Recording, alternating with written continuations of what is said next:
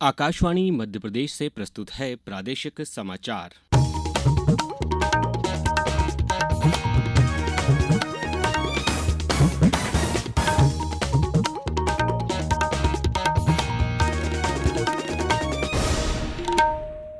नमस्कार, समाचारों के साथ मैं अभिषेक कटियार। सबसे पहले इस बुलेटिन के मुख्य समाचार। भोपाल में पहली बार 25 फरवरी को होगी प्रवासी Madhya Pradesh summit. Friends of MP समूह के सदस्य होंगे शामिल। सीबीएसई ने बोर्ड परीक्षाओं के प्रश्न पत्र लीक होने के बारे में सोशल मीडिया पर किए जा रहे झूठे दावों से बचने की दी सलाह। परीक्षा पे चर्चा में कई जाने माने खिलाड़ियों ने तनाव से निपटने के उपाय किए साझा। और प्रदेश में कड़ाके की ठंड से मिली राहत, 20 फरवरी तक दिन के तापमान में होगी बढ़ोतरी। अब समाचार विस्तार से। भोपाल में पहली बार आयोजित होने जा रहे ग्लोबल इन्वेस्टर समिट में पहली बार प्रवासी मध्य प्रदेश समिट का आयोजन 25 फरवरी को किया जाएगा। पेश है हमारे संवाददाता की एक रिपोर्ट। प्रवासी मध्य प्रदेश समिट में मध्य प्रदेश के प्रवासी उद्योगपतियों और निवेशकों की विशेष भागीदारी होगी। इस सम्मेलन में फ्रेंड्स ऑफ एमपी के सदस्य शामिल होंगे। सम्मेलन में 15 से अधिक देशों से मध्य प्रदेश के 500 से अधिक प्रवासी प्रतिनिधि भाग लेंगे, जिनमें ब्रिटेन, दुबई, हांगकांग, सिंगापुर और जापान जैसे देशों के प्रतिनिधिमंडल भी शामिल होंगे।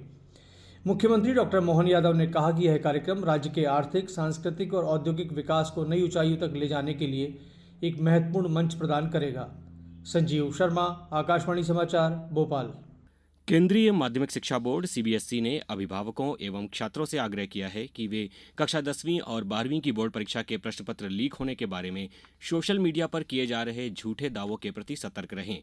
सीबीएसई ने कहा कि बोर्ड सक्रिय रूप से निगरानी कर रहा है और गलत सूचना फैलाने के लिए जिम्मेदार लोगों के खिलाफ कार्रवाई कर रहा है। बोर्ड के एक वरिष्ठ अधिकारी ने बताया कि कुछ असामाजिक तत्व सोशल मीडिया पर बोर्ड की परीक्षा का प्रश्न पत्र लीक होने और प्रश्न पत्र उपलब्ध कराने के दावे कर रहे हैं। सीबीएसई की बोर्ड परीक्षाएं शनिवार से शुरू हो गई हैं और यह 4 अप्रैल को समाप्त होंगी। उत्तर रेलवे ने नई दिल्ली रेलवे स्टेशन पर किसी भी अप्रिय घटना से बचाव के लिए उपाय किए हैं। रेलवे ने कहा है कि प्रयागराज जाने वाली सभी विशेष ट्रेनें प्लेटफॉर्म नंबर 16 से रवाना होंगी। यात्रियों का प्रवेश और निकास अजमेरी गेट की तरफ से होगा। सभी प्लेटफॉर्म से नियमित ट्रेनें चलती रहेंगी। इसके अलावा नई दिल्ली रेलवे स्टेशन पर रेलवे सुरक्षा बल और राजकीय रेलवे पुलिस बल की तैनाती बढ़ा दी गई है। उत्तर रेलवे आज भी श्रद्धालुओं की सुविधा के लिए 5 विशेष ट्रेनें चलाएगा। प्रदेश में प्रधानमंत्री आवास योजना शहरी प्रथम चरण में मध्य प्रदेश अपने श्रेष्ठ प्रदर्शन से देश में दूसरे स्थान पर रहा है। पहले चरण में 9,45,000 आवासों में से वर्तमान में 8,33,000 आवास पूर्ण किए जा चुके हैं। प्रदेश में प्रधानमंत्री आवास योजना शहरी 2.0 के अंतर्गत शहरी क्षेत्र में अगले 5 वर्षों में आर्थिक रूप से कमजोर और मध्यम आय वर्ग के हितग्राहियों के लिए 10 लाख आवासों का निर्माण किया जाएगा। इन आवासों के निर्माण में 50,000 करोड़ रुपए का निवेश होगा। इस राशि में केंद्र और राज्य सरकार की ओर से दी जाने वाली अनुमानित अनुदान राशि 23,025 करोड़ रुपए प्रदान किए जाने की स्वीकृति दी गई है। मुख्यमंत्री मोहन यादव ने नगरीय निकायों के आर्थिक रूप से आत्मनिर्भर बनने पर जोर देते हुए कहा कि इन निकायों का राजस्व बढ़ने पर सरकार के जन कल्याणकारी कार्यक्रमों को बेहतर तरीके से अमली जामा पहनाया जा सकेगा। मुख्यमंत्री आज अखिल भारतीय महापौर परिषद की राज्य इकाई की इंदौर में आयोजित बैठक को वीडियो कॉन्फ्रेंसिंग के जरिए संबोधित कर रहे थे। श्री यादव ने कहा कि नगरीय निकायों को अपना राजस्व बढ़ाने के वास्ते आय के नए स्रोत खोजने होंगे। नगरीय विकास एवं आवास मंत्री कैलाश विजयवर्गीय ने कहा कि शहरी निकायों को आर्थिक रूप से आत्मनिर्भर बनाने के लिए महापौरों को साहसिक कदम उठाने होंगे। महापौर परिषद की राज्य इकाई के अध्यक्ष और इंदौर के महापौर पुष्यमित्र भार्गव ने बताया कि बैठक में 16 नगरीय निकायों के 13 महापौर शामिल हुए। अब समाचारों में वक्त है एक ब्रेक का। ये समाचार आप आकाशवाणी मध्य प्रदेश से सुन रहे हैं। ये समाचार बुलेटिन YouTube पर Madhya Pradesh news All India Radio channel पर और फेसबुक साथ ही एक्स प्लेटफॉर्म पर AIR न्यूज भोपाल पेज पर सुने जा सकते हैं। इसके अलावा आप हमारी वेबसाइट newsonair.gov.in पर अथवा न्यूज ऑन AIR ऐप पर भी समाचार सुन सकते हैं। समाचारों में एक बार फिर आपका स्वागत है। मुख्यमंत्री डॉक्टर मोहन यादव आज मुरैना के दौरे पर थे। वे राष्ट्रीय चंबल घड़ियाल अभयारण्य पहुंचे।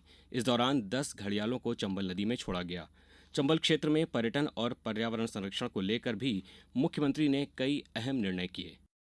2024 की जनगणना में घड़ियाल की संख्या अब देश में सबसे ज्यादा मध्य प्रदेश में 2456 है। और जैसा कि आपको जानकारी है, बड़ी अच्छी रोचक इनकी जीवन की दिनचर्या है, जिसके आधार पर न केवल घड़ियाल को बचाया जा रहा है बल्कि घड़ियाल के माध्यम से इको टूरिज्म, यहाँ पे लोगों को रोजगार मिले, घड़ियाल संरक्षण के आधार पर अभयारण्य में पर्यटक बढ़े, इस नाते से इसकी योजना बन रही है। उस पर हमने काम करने की दिशा में फॉरेस्ट डिपार्टमेंट को बताया।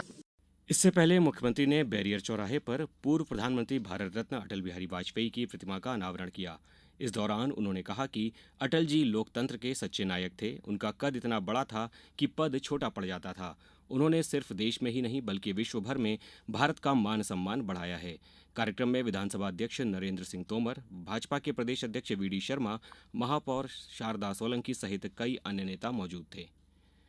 परीक्षा पे चर्चा 2025 के 7वें एपिसोड में मुक्केबाज और ओलंपिक पदक विजेता मैरी कॉम, पैरालंपिक की स्वर्ण पदक विजेता निशानेबाज अवनी लेखरा और भारतीय बैडमिंटन खिलाड़ी सुहास ललिनाकेरे यथिराज ने परीक्षा के तनाव से निपटने संबंधी उपाय साझा किए। भारतीय बैडमिंटन खिलाड़ी सुहास यथिराज ने मनोरंजक गतिविधियां की और जीवन की नकारात्मकता से उबरने के लिए उपाय साझा किए। परीक्षा पे चर्चा एपिसोड का वीडियो साझा करते हुए प्रधानमंत्री नरेंद्र मोदी ने कहा कि देश के खिलाड़ी अपने लचीलेपन, एकाग्रता और जीतने की मानसिकता से विद्यार्थियों को प्रेरित करते हैं। प्रदेश में 20 फरवरी तक दिन के तापमान में 2 से 3 डिग्री की बढ़ोतरी देखने को मिलेगी। फिलहाल प्रदेश में कड़ाके की ठंड से राहत मिल गई है। रात में 17 डिग्री तो दिन में पारा 34 डिग्री के पार पहुंच गया है। मौसम विभाग के अनुसार आज से नया पश्चिमी विक्षोभ पश्चिमी हिमालय की तरफ से सक्रिय होने की संभावना है।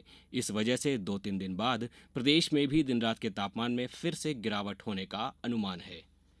प्रयागराज में महाकुंभ में 40,000 वर्ग फीट के क्षेत्र में फैले स्वच्छ सुजल गांव विभिन्न सहकारी पहलों के अंतर्गत उत्तर प्रदेश के ग्रामीण परिदृश्य में आए बदलाव को प्रदर्शित कर रहे हैं। यहां आने वाले पर्यटकों को इन गांवों में राज्य की सफलता की झलक देखने को मिल रही है। अब समाचार संक्षेप में। खंडवा में दस्तक अभियान का द्वितीय चरण कल से प्रारंभ होने जा रहा है, जो 18 मार्च तक चलेगा।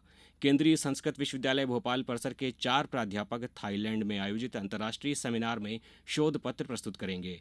बैतूल में परीक्षाओं के मद्देनजर डीजे और लाउडस्पीकर के खिलाफ नियमों का उल्लंघन करते पाए जाने पर कड़ी कार्रवाई करने के निर्देश दिए गए हैं। जबलपुर में भी आज से 3 दिन तक गिद्धों की गणना होगी।